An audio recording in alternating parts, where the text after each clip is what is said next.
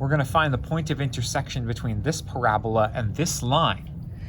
How do you do it? Well, step one is to set the two equations equal to each other, x squared plus 5 and 2 minus x.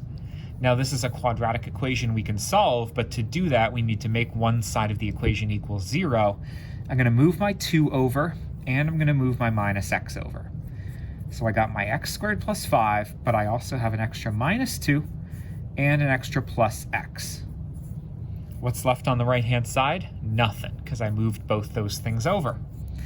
That's x squared plus x plus 3 equals 0 after I collect like terms. Now, this needs to be solved by either factoring or the quadratic formula. If you ask me for two numbers that multiply to 3 and add to 1, there aren't any that I could think of.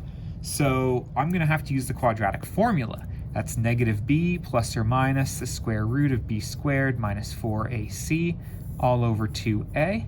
And in my case here, a is 1, b is also 1, because there's a 1 in front of that x that isn't written there, and c is 3. So I'm going to plug those numbers into this formula. That's negative 1 plus or minus the square root of 1 squared minus 4 times a times c all over 2 times a.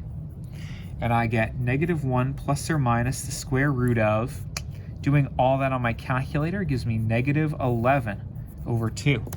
As soon as you see a negative under the square root, you're done.